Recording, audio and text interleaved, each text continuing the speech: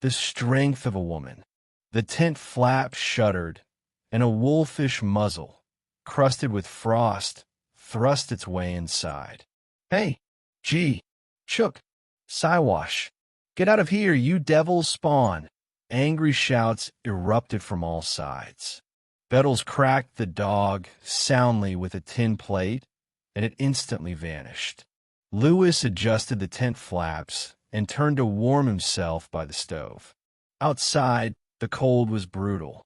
Just a few days prior, the spirit thermometer had burst at 68 degrees below zero, and the frost had only tightened its grip since. It was impossible to predict when this hellish cold would finally break. Unless some higher power intervened, it was better not to leave the tent in such weather, nor to breathe the biting air. Many who disregarded this perished, succumbing to lung fever. Soon after, a dry, hacking cough would set in, growing worse from the smell of frying bacon. In the end, come spring or summer, a hole would be burned into the frozen earth. The body would be placed inside, covered over with the same frozen moss, and left forever, with the certain faith that the dead would rise again, whole and preserved at the appointed hour.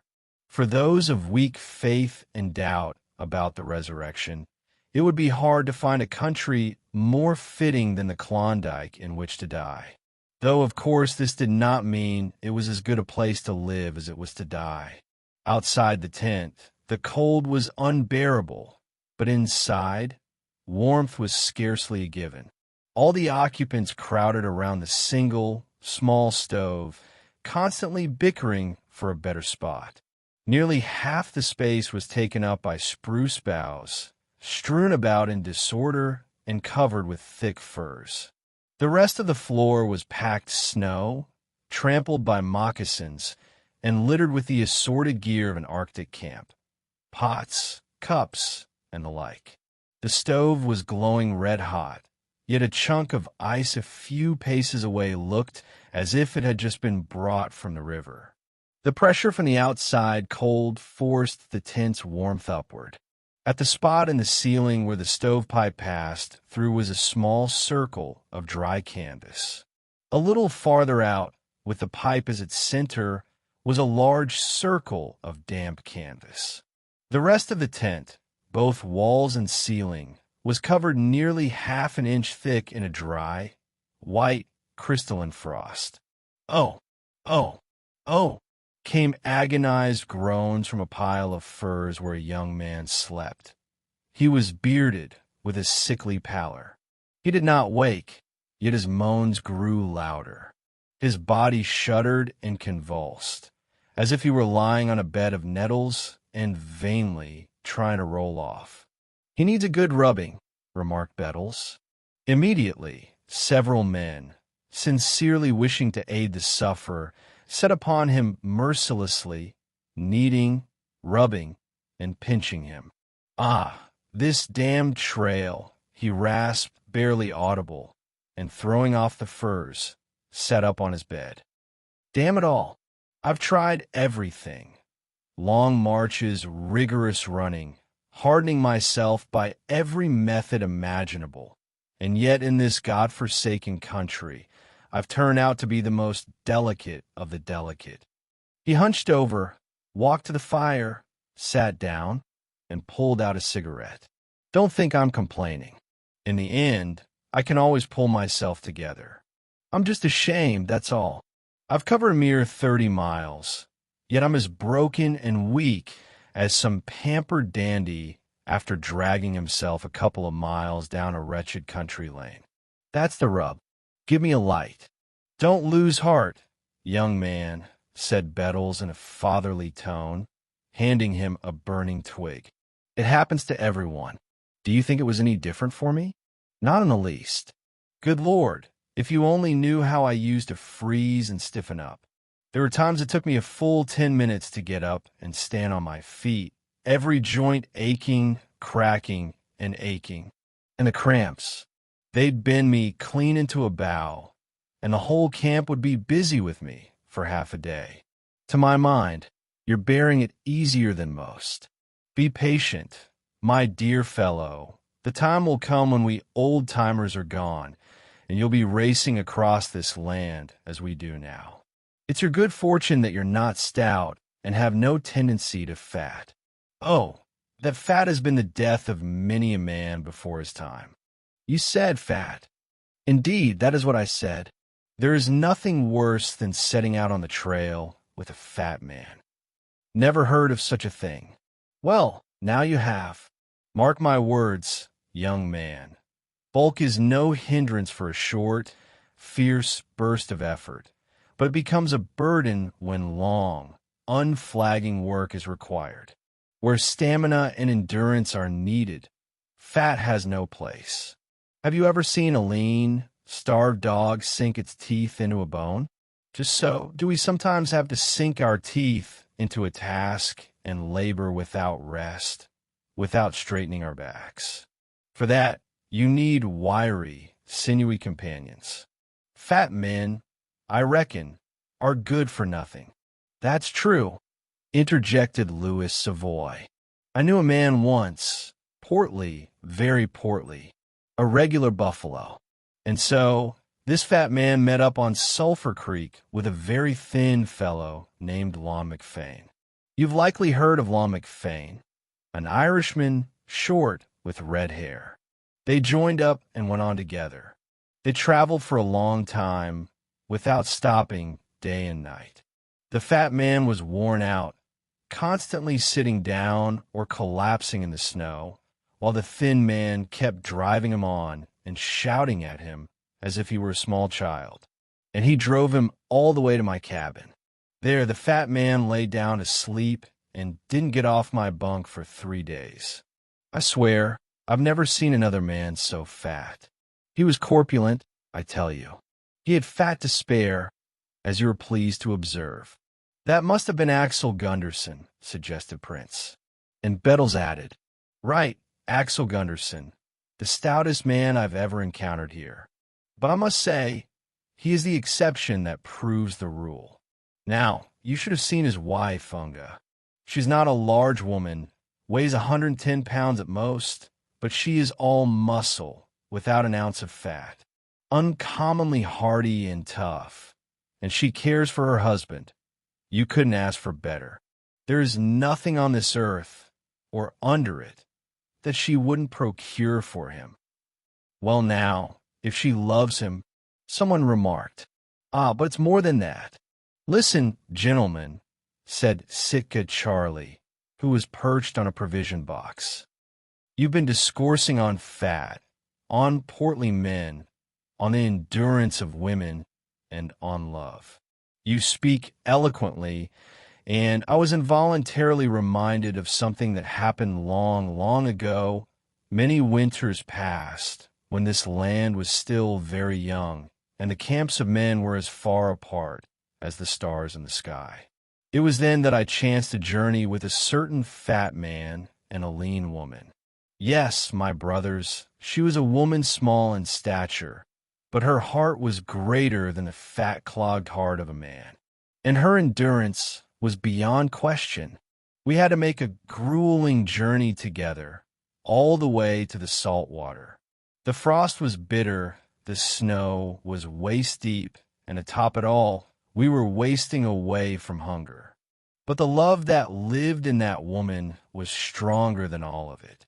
I do not believe anything exists that is higher than love.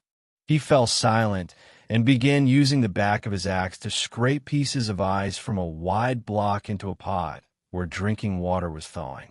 Everyone drew closer to the fire, settling in more tightly, and Charlie, making himself more comfortable, continued.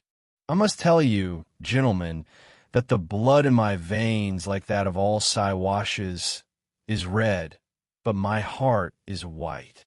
The first I owe to my ancestors, the second to the merits of my friends and comrades. While still a boy, I learned a great truth. I understood that our land was given to you, and that we Siwashes could not hope to compete. The caribou and the bear are doomed to perish, and the same fate awaits us. Having learned and pondered this, I entered your dwellings and sat down by your fires, and as you see, I have become just like you. In my time, I have seen a great deal, learned many strange things, and wandering through this country, I have met and dealt with all sorts of people. I look upon everything just as you do. I know men, and I judge them in your manner, too. That is why I think you will not think ill of me if I tell something bad about one of your own. And I believe that if I praise someone from my own tribe, you will not say, Sitka Charley is a Siwash. His eyes are false, and his words cannot be trusted. Is that not so? All expressed their unanimous approval to Charley. And so, the woman was called Passuk. I acquired her from a tribe that dwells on the sea coast. My heart felt no warmth for her, and my gaze did not seek out hers. She constantly kept her eyes downcast. She was timid and fearful, like all girls who find themselves in bondage to strangers. Therefore, I repeat, I entertained no thoughts of her. Besides, I was then planning a long journey. I needed a helper to feed and drive the dogs, and to work the oars. My choice fell upon Passuk. It seems I have not yet mentioned that I was in government service at the time. I consider it necessary to clarify this. I was taken aboard a military vessel along with the sleds, dogs, provisions, and Passuk.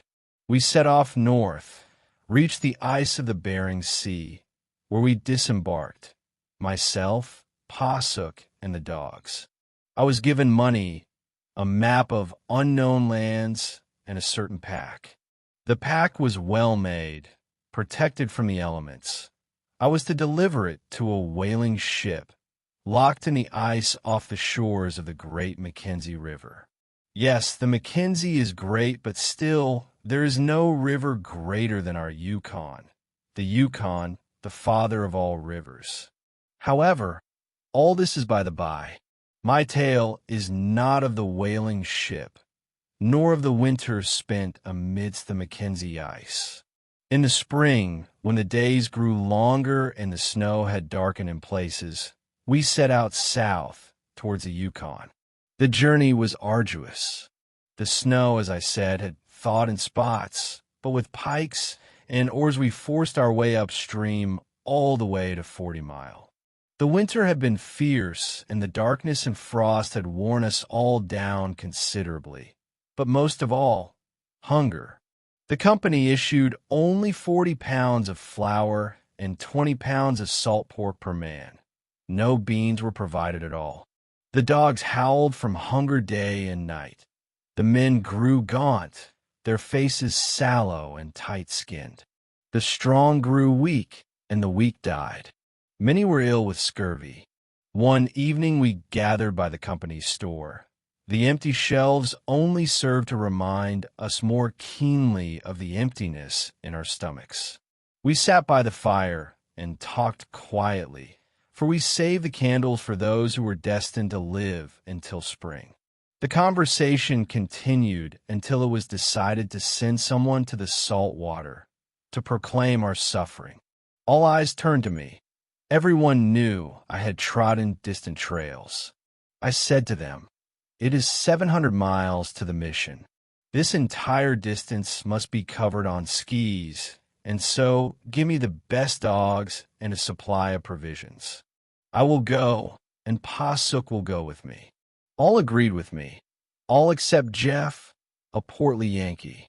He spoke to me, and indeed to all others, with condescension. In words, he was no less experienced than I, as if he had been born on skis and suckled by caribou doe. He insisted on going with me, said that I might fall ill, collapse from exhaustion, and then he alone would deliver the news of our plight. I was young then and did not know what a Yankee was. I could not know that it was only his fatness speaking, and that a cunning Yankee says one thing while meaning another. In short, we got the best dogs, the best provisions, and the three of us, Passuk, Jeff, and I set out on the trail. You, of course, have likely broken trail through virgin snow, worked a steering pole, and battled river ice. So I will not dwell on the hardships of the trail, and will say only that on one day we made 10 miles, on another a full 30, but more often than not, it was 10. Though we seemed to have taken plenty of good food with us, it still proved insufficient. The dogs were in a pitiful state and could barely drag themselves along. At the White River, only 2 of our 3 sleds remained, and we had covered a mere 200 miles. We took care to waste nothing, and the meat of the dogs that fell went immediately to feed those still living. We did not meet a single soul, nor see a wisp of smoke, all the way to Pelly. I had counted on procuring some supplies there and, incidentally, leaving behind Jeff, who never tired of complaining about the rigors of the journey. However, I was met with bitter disappointment. The local factor greeted me in a state of deep despondency, pointing to his empty storehouses and to the missionary's grave, encircled by a high stone wall to protect it from the dogs. Right there, I noticed a few Indians. I observed that there were neither children nor old people among them. It was clear that few of those who remained alive would last until spring. After this, with empty stomachs and heavy hearts, we pressed on. 500 miles of deep snow and equally deep, unbroken silence still lay between us and the mission on the coast. To all this was added the darkness, and at noon the sun appeared on the horizon for only a few minutes as a dim, blurred spot.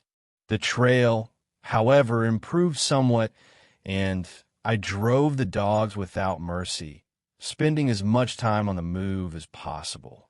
As I've said, the entire journey had to be made on skis, which left our legs sore and covered in festering sores. Our torment grew with each passing day, until one morning, as we were fastening our skis, Jeff broke down and wept like a child. Wishing to help him, I seated him on the front of the lighter sled. For his own comfort, he removed his skis, and due to the uneven trail, his moccasins left deep impressions in the snow, into which the dogs of the following sled would break through. I pointed this out to him rather sharply. He promised to be more careful, but promptly forgot his word. Losing patience, I lashed him with the whip, and after that, matters improved. The dogs no longer floundered. When it came to physical suffering or his own corpulence, Jeff was an utter child. While Jeff lay by the fire and groaned, Passuk cooked the meals, helped me harness the dogs in the mornings, and unharness them in the evenings. She watched over the team with extraordinary care, and in this, as in many other things, rendered me invaluable assistance on the trail. In my simplicity, I assumed this was her duty and never pondered the reasons for her diligence. I had enough other worries, and besides, I was too young and understood too little of women. It was only later that I began to understand anything. Meanwhile, Jeff was behaving disgracefully. The dogs were at the last stage of exhaustion, yet he seized every opportunity to ride on the tail of the sled. Passuk took charge of leading one of the teams, thus relieving him of all duties whatsoever. That morning, I gave him a share of provisions and ordered him to walk ahead. Passuk and I stayed behind to harness the dogs and started out much later than he. Yet by noon, as the sun showed itself on the sky's rim, we overtook him. We saw the frozen tears upon his cheeks, but we passed him by nonetheless. Making camp that night, we prepared food and a bed for him. To mark the stopping place, we built a tall fire. Jeff did not reach us until several hours later. He came limping, fell upon the food at once, and then, with endless moaning, stretched out upon the bed and slept. Do not think he was ill. Not at all. He simply bore the hardships of the trail poorly, wearied quickly, and suffered from an insatiable hunger. But I assure you, Passuk and I were no less weary, for upon us fell all the work and the worry. The chief trouble, however, lay in his excessive bulk. He did absolutely nothing, yet we shared our food stores honestly with him. Once in the Silence Country, we came upon two human shadows trudging along.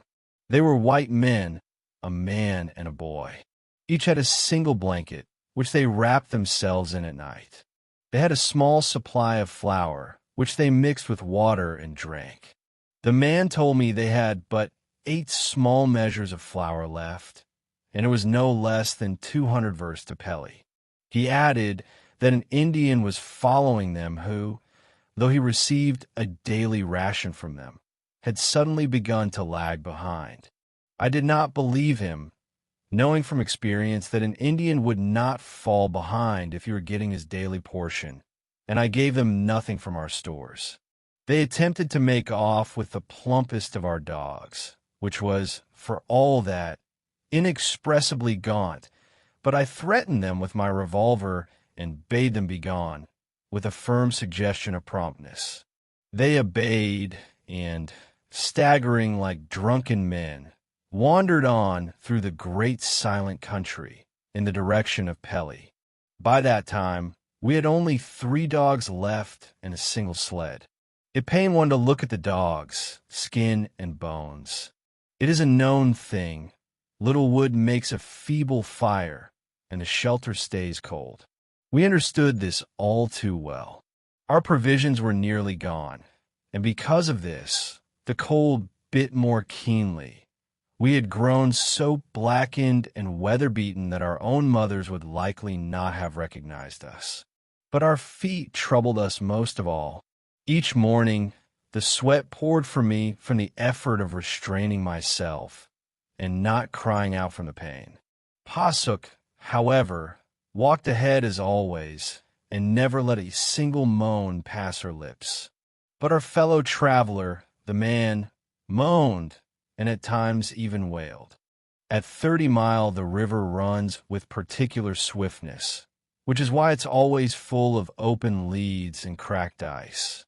It so happened that Jeff had gone ahead and was already resting when we caught up. But a wide stretch of open water now lay between us, which he had managed to skirt at a distance. In doing so, he had undermined and widened its edges so much that crossing became unthinkable for us. Only one option remained, to find an ice bridge, which we did. We laid this precarious bridge across the water, and Passuk, being lighter, went first. As a precaution, she took a long pole, which she held crosswise, and thanks to her lightness, she crossed without difficulty, not even removing her skis. Once on the other side, she tried to pull the dogs across, but they had neither poles nor skis, and the current swept them away instantly. I held on to the sled with all my might for as long as my strength lasted. The provisions in it were meager, but still might have lasted a week. Be that as it may, the dogs perished in the raging torrent. The next morning, I divided the pitiful remains of our supplies into 3 equal portions, gave Jeff his share, and told him he was now free to do as he saw fit. We had no sled, I said, and would be traveling light. But he took on an offended air and spoke to us in an unfriendly manner, not at all as we deserved. He began complaining of pain in his feet, but our feet, Passuk's and mine, hurt no less. Hadn't we been the ones to manage the teams? Then he declared resolutely that he would rather die on the spot than take another step. Without a second thought, Passuk picked up her furs. I took the pot and the axe, and we were about to leave when Passuk glanced at Jeff's ration and said, "Surely we shouldn't let so much food go to waste." I remained silent and only shook my head. For me, a comrade remains a comrade. Then Passuk reminded me of those who had stayed behind at 40 Mile, said that among them were many men far worthier than our traveling companion, and added that they had all placed their last hopes in me. Seeing that I still remained silent, she swiftly snatched the revolver from my belt, and, as they say, Jeff was prematurely gathered to his fathers. I began to reproach Passuk, but my words made not the slightest impression on her, and she showed no sign of repenting her deed. In my heart, I knew she was absolutely right. Charlie fell silent and again began tossing chunks of ice into the pot of drinking water. Everyone was quiet, and from time to time a shiver ran down their spines from the incessant howling of the dogs, frozen through and bewailing their fate. Charlie continued his narrative. Day followed day, and Passuk and I, like two pale shadows, trudged across the boundless snow plain. There's no telling it all. In short, we began to approach the salt water, and there we met an Indian who, also like a shadow, was plodding towards Pelly. I had, of course, been correct in assuming that the white man and boy had dealt dishonestly with him. It turned out they had left him with provisions for barely 3 days. Having finished the flour, he had started chewing his moccasins, but not much of those remained either. The Indian was from the coast and told his whole story to Passuk, who understood his language. He had never been to the Yukon, didn't know the way, and was heading for Pelly by guesswork. How far Pelly? 2 sleeps? Maybe 10? 100? He knew nothing except that he was going to Pelly. Turning back was impossible, and the only thing left was to stumble onward. He didn't mention food, seeing our need. When Passuk looked at me and at the Indian, she reminded me of a bird that senses its whole brood is in mortal danger. Then I said to her, "This man was deceived, and I will share our supplies with him." For a moment, I thought I saw a flicker of joy in her eyes, but then she frowned and gazed long at me, then at the Indian. Finally, she spoke. "No, the salt water is a long way off, and death is already near. Better let it take the stranger, but spare my Charlie. We did not help the unfortunate man, and he wandered off on his own path." And Passuk wept the entire night, the first time I had ever seen her tears. No, I thought, there's something more here. She wouldn't weep without cause. There's no smoke without fire. I decided the hardships of the trail had broken her. Life is a very strange thing. I've pondered it much, but have come to no conclusion. The more I think, the less I understand. And where does this inexplicable thirst for life come from? This clinging to existence at any cost?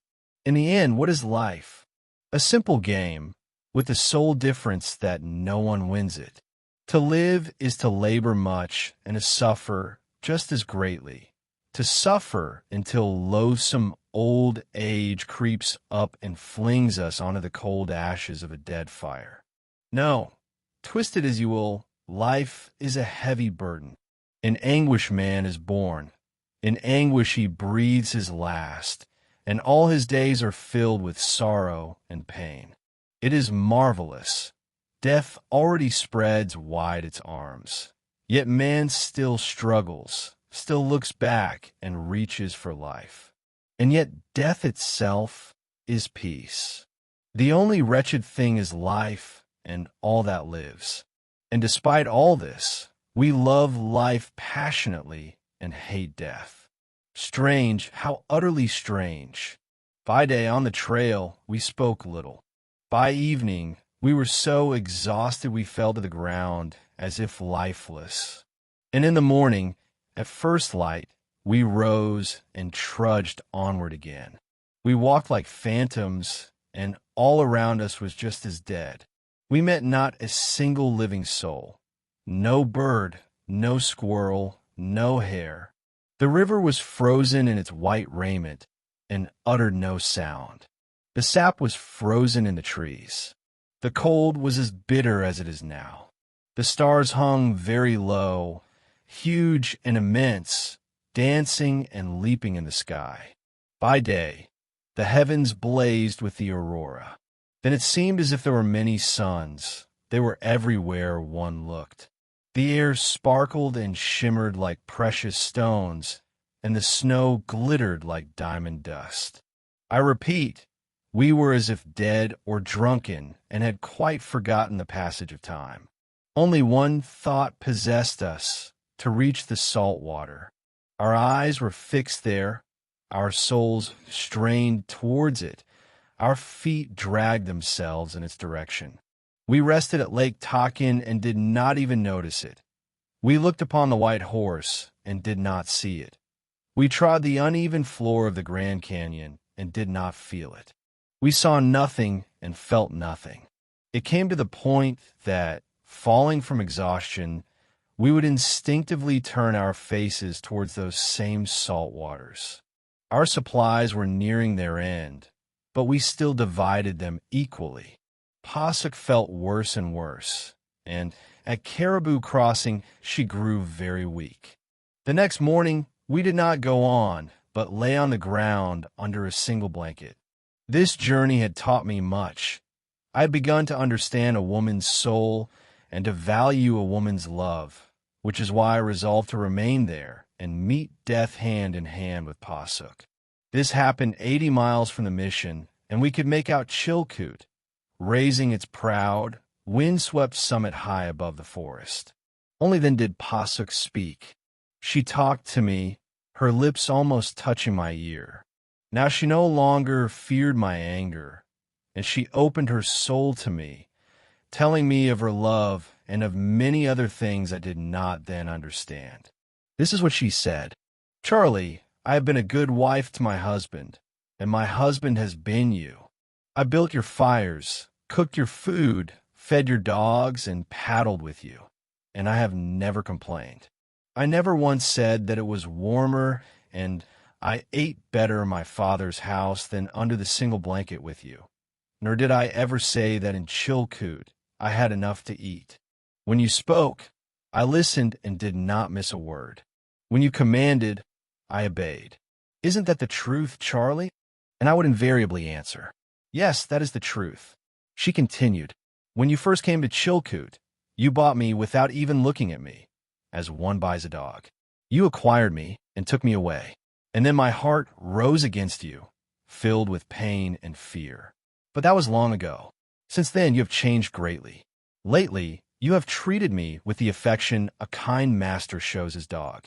True, your heart remained cold, and there was no place in it for me, but I have no right to complain. You were always just to me. I followed you everywhere, and nothing, neither dangers nor horrors, could stop me.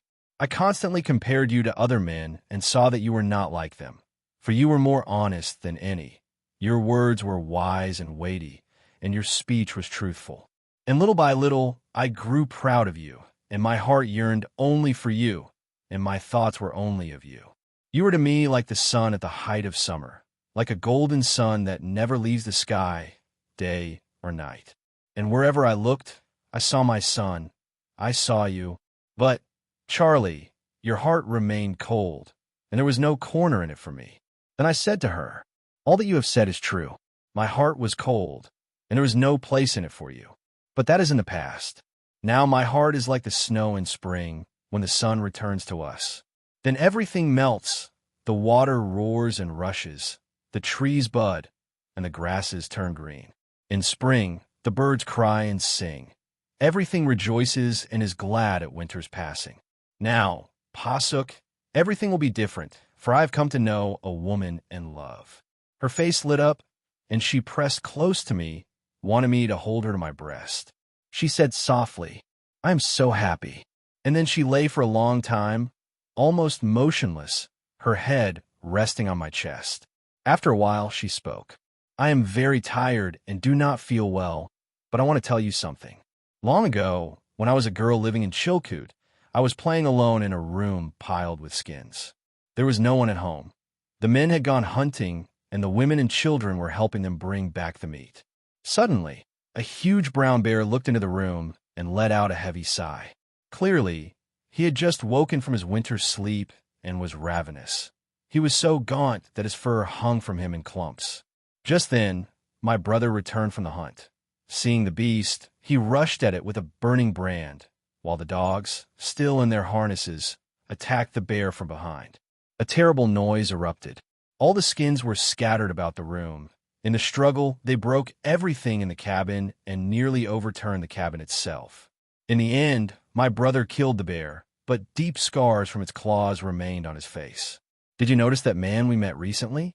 Did you see his mittens and his hands? Charlie, that was my brother. And yet I said we should not give him food, and he went on his way into the silent country without anything to eat.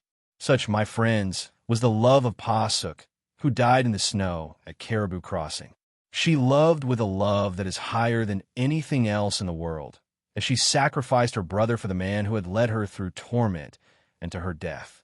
Before the end, a minute before her eyes closed, she took my hand in her growing cold fingers and slipped it under her parka to her waist. I felt something hard and understood that all this time she had eaten only half of her daily ration, saving the other half, evidently keeping it for me. She said to me, "Passuk's road ends here, but you, Charlie, must go on. Your path leads to Chilkoot, to the Haynes Mission, and further to the sea itself. But you will go even farther. You will travel through many unknown lands, cross many rivers in all your years. Your whole life will be full of honor and glory. And on your long journey, you will meet many good women, but not one of them will give you more love than Passuk has given and could have given you."